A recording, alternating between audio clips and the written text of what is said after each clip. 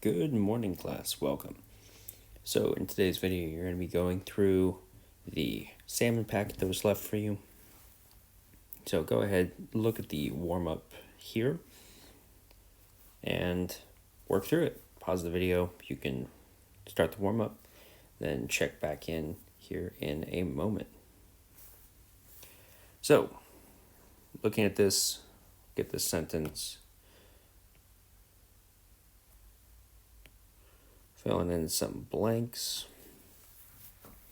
So given two side lengths of a right triangle, we can use the trig ratios to work backwards to find, well, what are we doing if we're using a trig ratio? Well, usually we're getting a side length.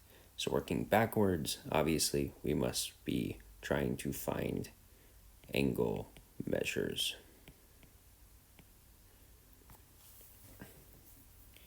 And we call those inverse trig ratios, or older people like me might call it arc trig ratios. Because we're looking at this, zoom in here, give myself a little room for a triangle. If we give ourselves this triangle, we have theta, and let's say that in this one you get H and O. Well, this is sine theta equals opposite over hypotenuse. So if you're given this trig ratio, then you can only solve for the opposite or the hypotenuse. The reason they sometimes call this an arc trig function is because you're finding the arc that satisfies that ratio. That angle and arc are equivalent statements here.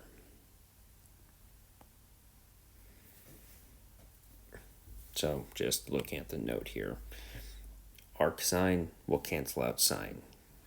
So if you're looking at something like this, arc sine of x, it breaks that down into being just x. Same thing if you've got cosine.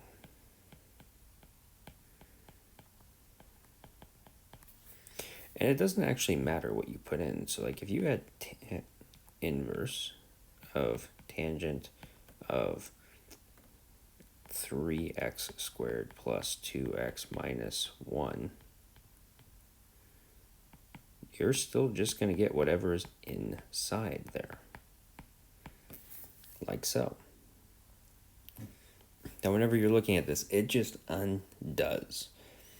Remember our example, looking at how we could say that 5x equals 3 divided by 5, solving for x there, that is equivalent, it's exactly the same as 5 to the negative 1 times 5x times 3. That when we're looking at this, whenever you see that negative 1 power, you're just doing the opposite. So if you see negative 1 power,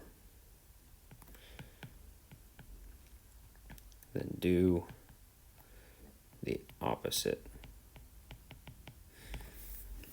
That is a very helpful note in my opinion, because it's true in almost every case. All right, go ahead. If you haven't yet, work on these two. Find x, and notice it says round to the nearest degree. This is going to be a huge sticking point, is this idea of rounding correctly. You will lose points if you don't round correctly, especially as you go forward. Rounding becomes a huge deal in further math classes. So in this case, round to the nearest degree, the nearest whole number.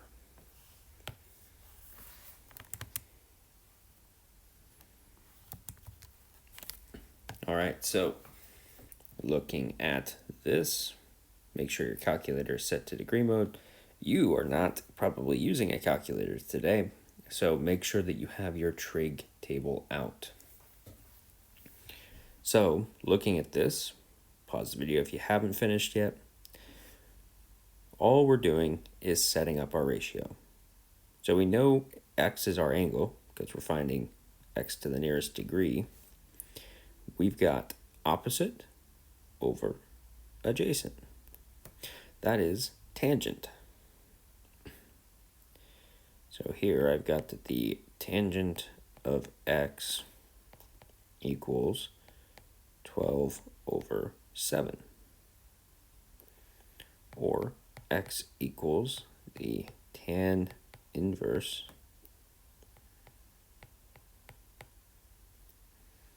of 12 over 7. Now, if you do have a calculator, which I highly recommend, if you don't have one yet, you should look at getting one next year, especially if you're taking Algebra 2.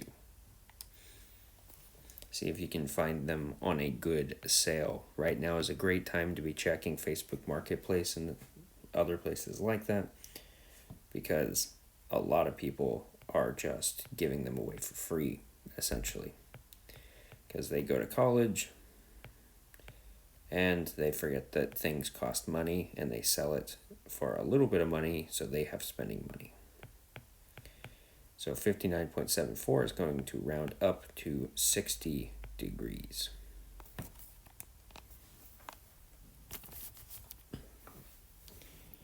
And then similar on this one, setting it up. Okay, well, I've got the hypotenuse and I've got the adjacent.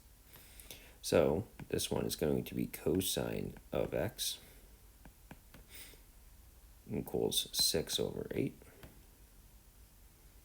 Or x equals arc cosine 6 over 8.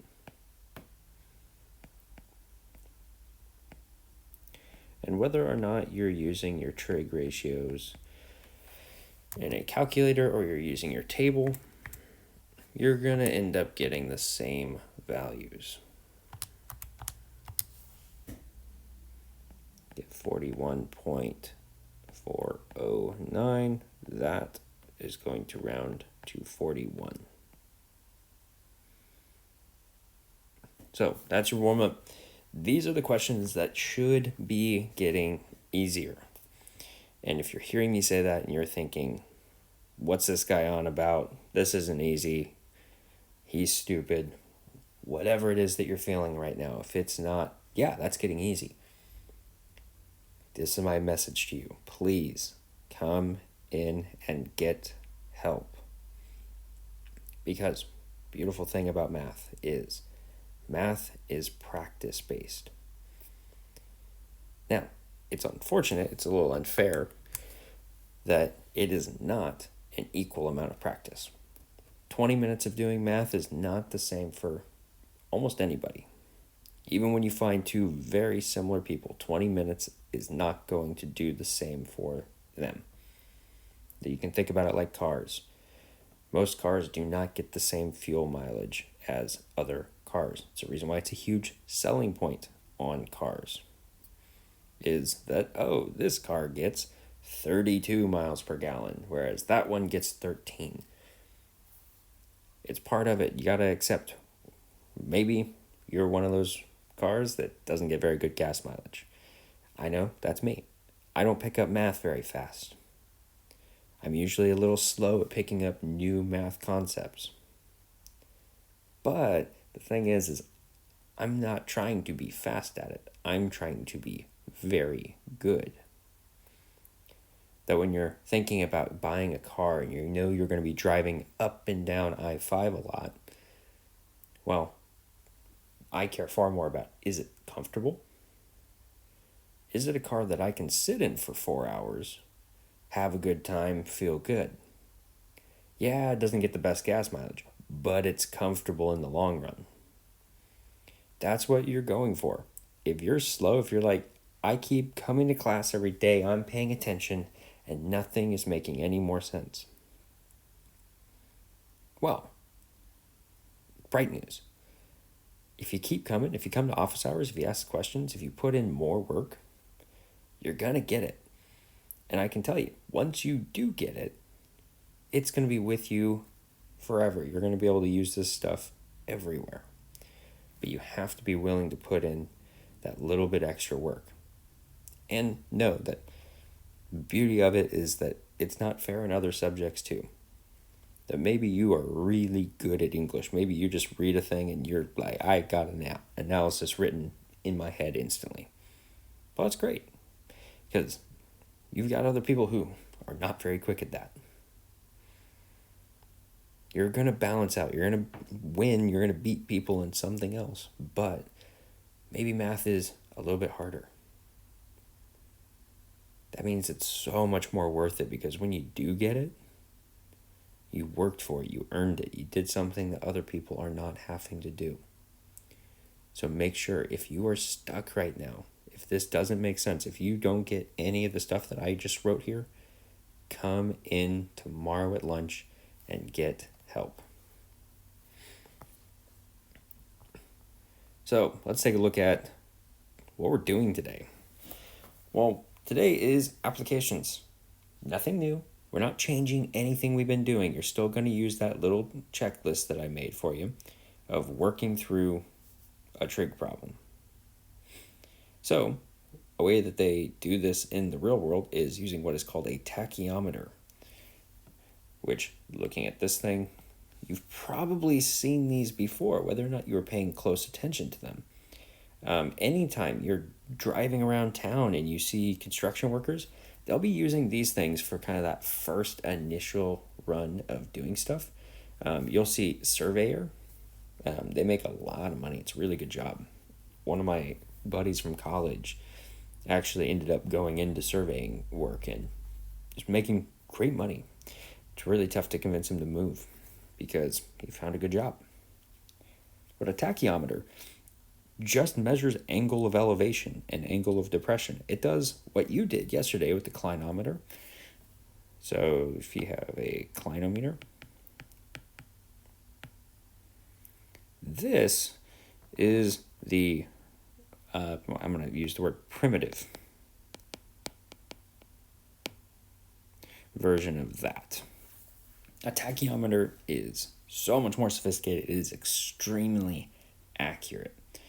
Surveyors will go through and they will measure land, determine angles, map it out really, really well so that when they're building on it, you can build solid structures. This is actually a really fun device. Around my college, this time of year when the weather would start to get nice, you would see all of the engineer students who were stuck in a class where they had to learn how to use one of these would be outside using this anytime the weather was beautiful like this, because if you're going to be standing out in the quad, it might as well be pretty. So go ahead, you can fill in these two definitions. I gave you a version of it a couple days ago, but here's another one to just kind of get you there. So an angle of elevation is the angle created by a horizontal line and the upward line of sight when an observer looks at something higher than themselves. Angle of depression, well, it might be a good emo band.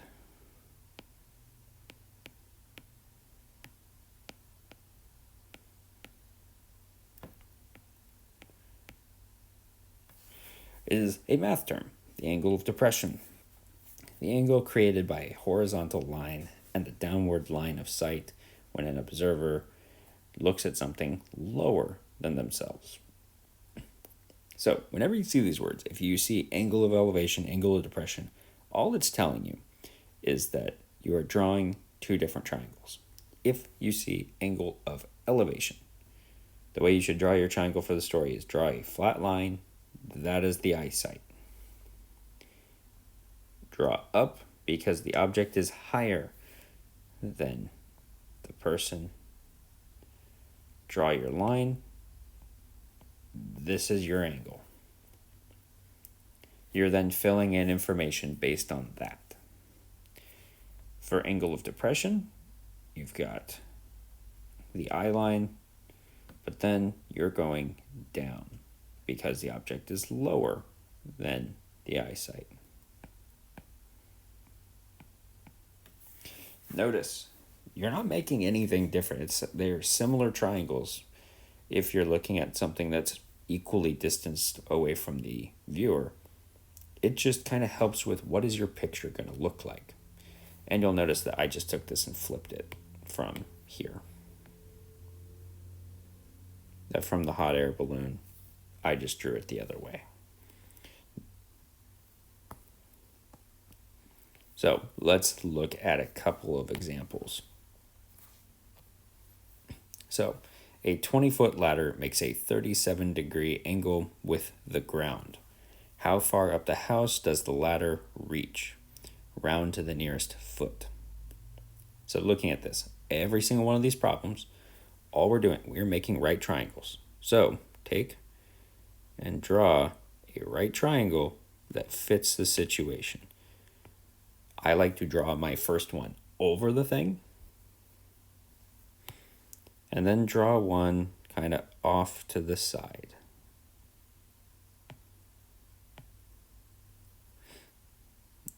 And let's zoom in a bit.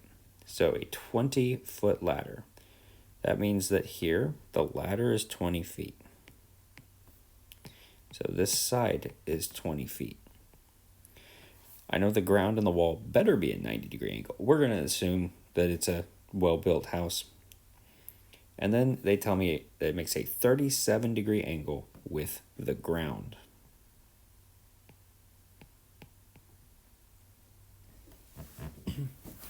How far up the house does the ladder reach?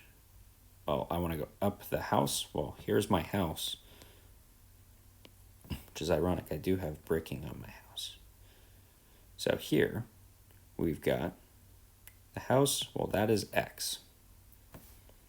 So now this should look just like every problem we've been doing for the past week. So when we're looking at it, don't freak out. Don't treat it any differently. This is what I was saying about the problem-solving process of, in reality, we start with a word problem. We create a picture. We get a simplified picture.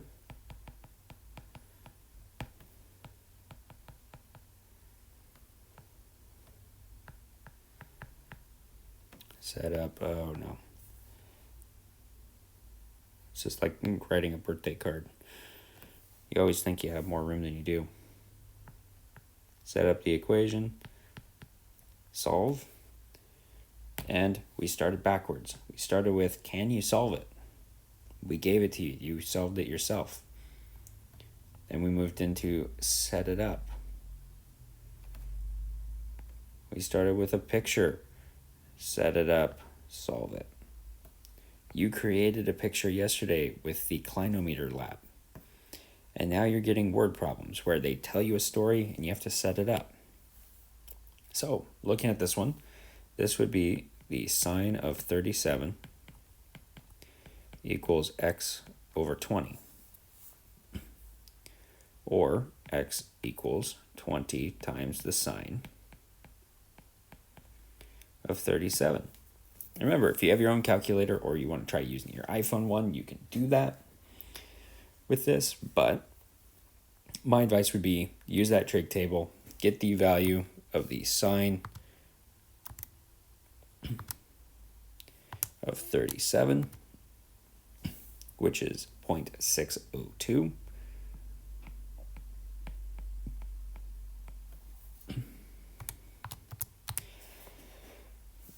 Plug it in.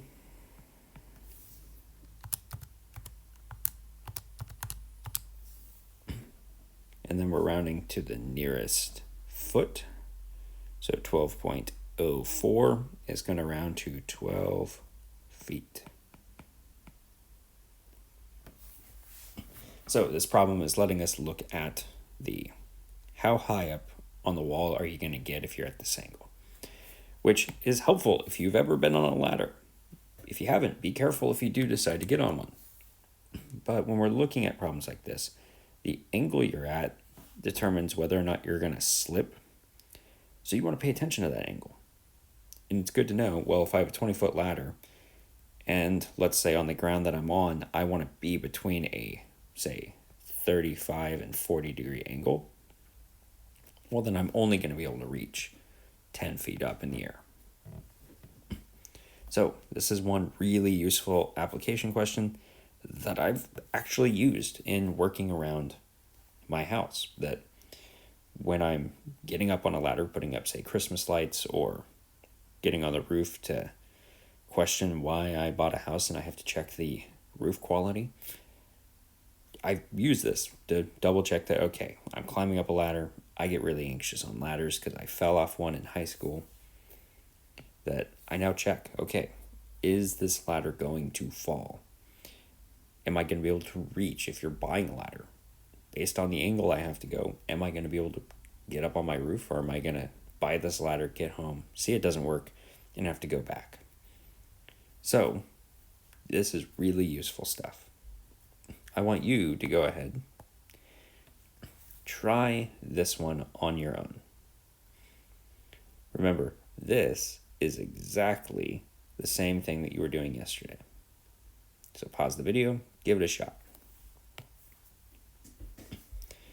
All right, so Julio, whose eye level is about 6 feet off the ground, stands 30 feet from a tree. The angle of elevation is 32 degrees.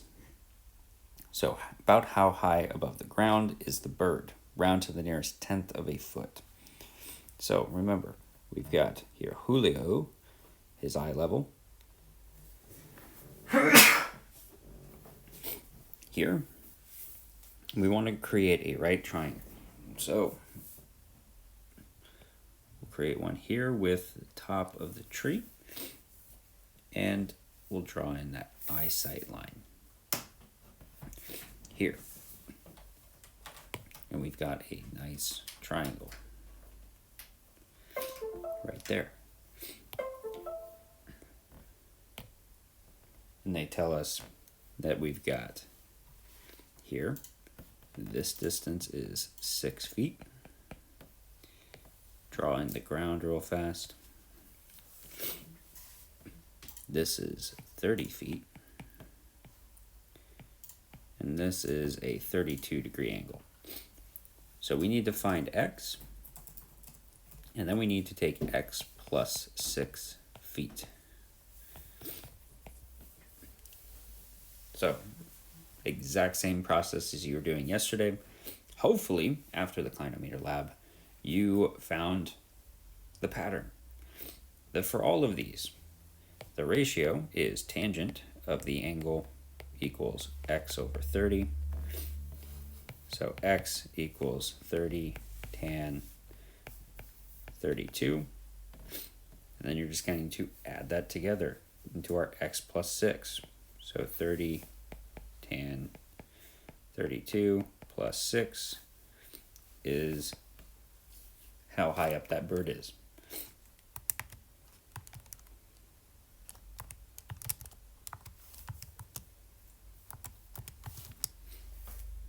Or 24.75. And they want us to round to the nearest tenth of a foot. The tenths place is the first position.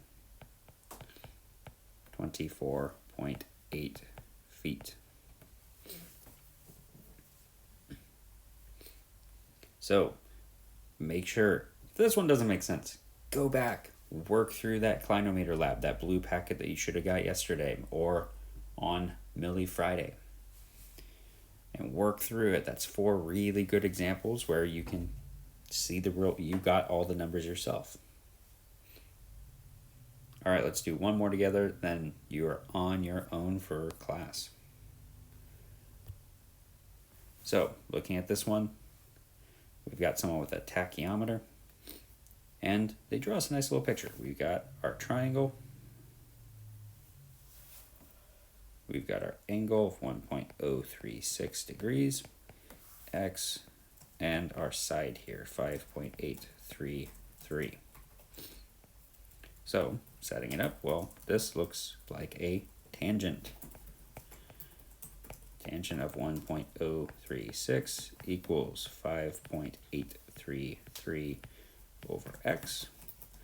Well, then x equals 5.833 divided by the tangent of 1.036.